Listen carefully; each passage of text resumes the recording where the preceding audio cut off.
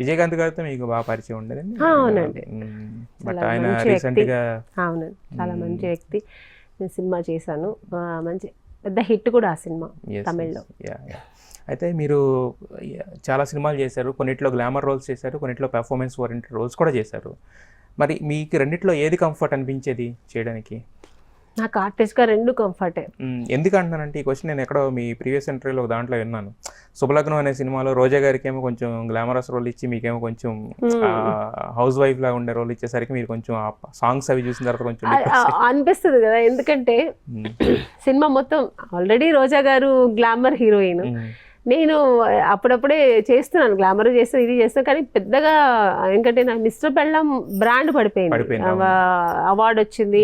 ఆమెని గారు ఆమెని ఈ క్యారెక్టర్కే బాగుంటుందని. సో దీంట్లో కూడా అలాగే ఇద్దరు పిల్లలు, తల్లి, అలాంటి క్యారెక్టరు పర్ఫార్మెన్స్ వైజ్ బాగుంది. కానీ మనం సినిమా చూసేప్పుడు సాంగ్స్ చూపించారు డైరెక్టర్ గారు. నాకు సినిమా మొత్తం ఇంకా అప్పుడు అవ్వలేదు, సాంగ్స్ ఆల్రెడీ షూట్ అయిపోయింది, సాంగ్స్ చూపించారు. సో అమ్మాయి రోజా గారిది 2 డూయట్ సాంగ్స్, మంచి గ్లామరస్ డ్రెస్ వేసుకొని గ్లామర్గా ఉన్నారు. నాదేమో మామూలుగా ఎదురింటి మంగళగౌరి ఒక సాంగ్, ఇంకో సాంగ్. అది చూసిన వెంటనే కొంచెం అప్సెట్ అయ్యాను. ఏదో ఒక సింపుల్ శారీ కట్టుకొని చేతిలో చీపురు పెట్టుకొని ఒక సాంగ్, బాగా గ్లామర్గా ఉంది వాళ్ళ సాంగ్స్ అని ఎక్కడో ఒక ఫీల్ ఉండేది. అప్పుడు డైరెక్టర్ గారు పిలిచి ఎందుకు డల్గా, అక్కడే అన్నపూర్ణ స్టూడియోలోనే చూసామన్నమాట ప్రివ్యూ, అది ఆ సాంగ్స్ చూసాం. సార్ పిలిచి అడిగారు ఎందుకు డల్గా ఉన్నాను, ఏం లేదు సార్ ఏం లేదని నేను చెప్పలేదు. ఆయనకి అర్థమైంది నా ఫీలింగ్స్, నా ఎక్స్ప్రెషన్స్ చూసి. సాంగ్స్ చూసి డల్గా అవుతున్నా, ఏముండదు నీ క్యారెక్టరే బాగుంటుంది సినిమాలో, నువ్వేం బాధపడద్దు అన్నారు. ఏదో నన్ను సమాధానం చేయడానికి అంటున్నారులే అని నేను ఇంకొదిలేసుకున్నా. బట్ సినిమా రిలీజ్ అయిన తర్వాత తెలిసింది, ఇప్పటికీ ఆ సాంగ్ ఎదురింటి మంగళగౌరి అనే సాంగ్ ఎంత హిట్, ఇప్పుడు అందరూ దాన్ని ఇది చేస్తున్నారు, ఆ సాంగ్ని ఎంత ఇష్టపడుతున్నారు. ఏమైనా ఉంటే నన్ను రీల్స్ చేయమంటారా, మేడం రండి మేడం మాకు ఎదురింటి మంగళగౌరి మీతో పాటు చేయాలని ఉంది అని.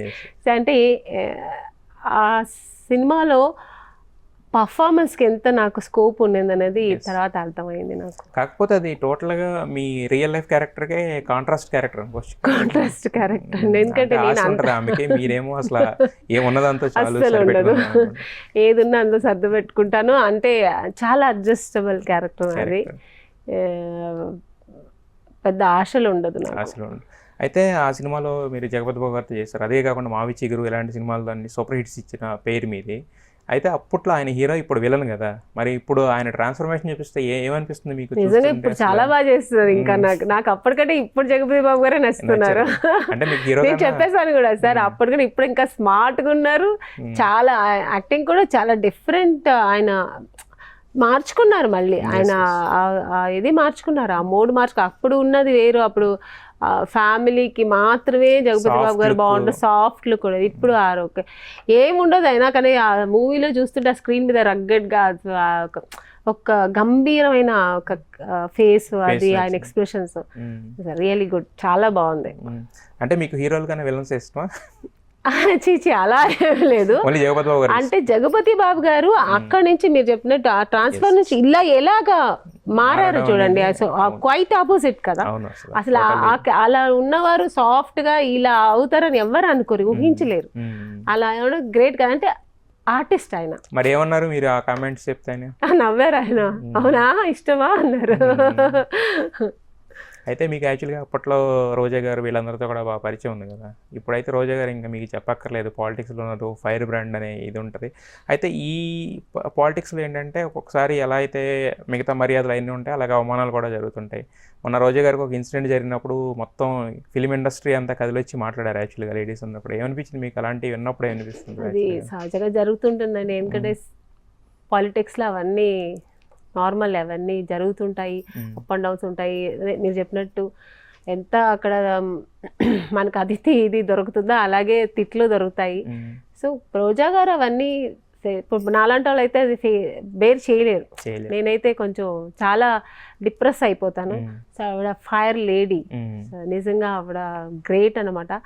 సో ఆ ఒక్క ఇది అన్నీ ఆవిడ భరించి మళ్ళీ మళ్ళీ ఉత్తరం ఇస్తుంది, దానికి ఆన్సర్ చేస్తుంది. సో ఆవిడ గ్రేట్ లేడీ. ఒక సినిమా ఇండస్ట్రీలో ఉండి అక్కడ కూడా పెద్ద హీరోయిన్ అయ్యి అక్కడ కూడా సక్సెస్ అయ్యి అక్కడి నుంచి ఒక ఫ్యామిలీగా వెళ్ళి అక్కడి నుంచి సక్సెస్ అయ్యి అక్కడి నుంచి ఒక పొలిటీషియన్ కూడా సక్సెస్ అయిందంటే యాజ్ ఏ ఫ్రెండ్గా యాజ్ ఒక ఆడదానిగా నేను ఒక లేడీగా చెప్పాలంటే ఒక స్త్రీగా నేను అప్రిషియేట్ చేస్తాను. గ్రేట్ రోజా గారు. అయితే ఇప్పుడు మాకు ఆవిడ ఫైర్ బ్రాండ్ ఏం మాట్లాడతారు, ఆవిడ జీవితం ఇవన్నీ మాకు తెలుసు. తెలియని ఏమన్నా సంఘటన చెప్పాలంటే కనుక ఆవిడ గురించి ఏం చెప్తారు మీరు? మాకు తెలియదు ఏదన్నా కానీ మీకు అప్పటి సెట్స్లో జరిగిన సంఘటన నాకు తెలుసు, ఎందుకంటే నేను ఆర్టిస్ట్గా ఆవిడతో కలిసి చేసున్నాను. రీసెంట్గా ఇప్పుడు అప్పుడప్పుడు మాట్లాడదు. ఇప్పుడు నేను జబర్దస్త్లో కూడా ఆవిడతో కలిసి నేను జడ్జ్గా వర్క్ చేశాను. ఓకే. రీసెంట్గా నేను తిరుపతి వెళ్ళినప్పుడు కూడా వాళ్ళ ఇంటికి వెళ్ళి ఇంటికి రమ్మని చెప్పి మాకు అతిథి సత్కారాలు చేసి మమ్మల్ని మా ఫ్యామిలీతో పాటు అంతా బాగా చూశారు. So really good. ఆవిడ ఎంత డౌన్ టు అర్త్, ఒక మంత్రి ఒక మినిస్టర్గా ఎదిగినా కూడా ఆ మర్చిపోలే, ఆ ఫ్రెండ్షిప్ని మర్చిపోకుండా మమ్మల్ని ఇప్పుడు వెళ్తే బాగా వచ్చి ఇక్కడ ఆమెని మా ఇంట్లో ఉండు, ఇంకా కొన్ని రోజులు ఉండేసి మీరు ఎంజాయ్ చేసి వెళ్ళండి అని చాలా ఆప్యాయత, చాలా ప్రేమగా మాకు దర్శనానికి కూడా ఆవిడే అన్ని రెడీ చేశారు. చాలా బాగా చూసుకున్నారు. అక్కడ బయలుదేరి వచ్చేదాకా ఆవిడే మొత్తం మాకు చూసుకున్నారు. సో అంటే ఆ పాత ఫ్రెండ్షిప్ మర్చిపోకుండా సినిమా మా ఫ్యామిలీ అని మమ్మల్ని అంతా గుర్తించి చేశారు. సో అందుకని ఆవిడని ఇంకా మాటలు లేవులేండి ఆవిడ గురించి చెప్పడానికి. గ్రేట్ అండి. అంటే మా సినిమా ఫ్యామిలీ నుంచి వెళ్ళారు కాబట్టి ఆవిడ ఇంత సక్సెస్ అయ్యారు అన్నప్పుడు మాకు గర్వంగా ఉంది. నేను అనేది మొన్న ఆవిడని రీసెంట్ గా ఒక మినిస్టర్ వేరే విధంగా మాట్లాడినప్పుడు పొలిటిషియన్ లో ఉంటుంది. కానీ చాలా మంది సినిమా ఇండస్ట్రీ నుంచే ఆవిడకి సపోర్ట్ కింద వచ్చారు. ఒక రమ్యకృష్ణ గారు మాట్లాడారు, ఒక మీనా గారు మాట్లాడారు, వీళ్ళందరూ మాట్లాడారు కదా. సో చూసారా ఫ్రెండ్లీగా ఎందుకంటే అందరూ కలిసి చేసాం కదండి ఫ్రెండ్స్ గా. సో కాబట్టి ఆవిడకి సపోర్ట్ చేయడం తప్పలేదు. అంటే తను యాజ్ అ ఫ్రెండ్ గా మాకు కూడా హర్ట్ అయినట్టు ఉంటుంది కదా. సో అందుకని అందరూ మాట్లాడున్నారు, అది తప్పలేదు. అది మాట్లాడున్నారు. నేను అంటాం మీరు అప్పుడైనా మామూలుగా మాకు బయటకు వచ్చి మాట్లాడిపోయినా పర్సనల్ గా ఫోన్ చేసి మాట్లాడడం అలాంటి? నేను మాట్లాడాను ఫోన్ లో మాట్లాడుతుంటాను. నేను అదే చెప్పాను, బాధపడకండి, ఇవన్నీ సినిమాలో వస్తుంటే. బట్ ఆవిడ అలా చాలా అదే చెప్పాను, చాలా డేర్ ఆవిడకి. కాకపోయినా ఆ టైంలో మనం కొంచెం 2 మాటలు మాట్లాడితే మారల్ సపోర్ట్ కదా, నేను మాట్లాడాను.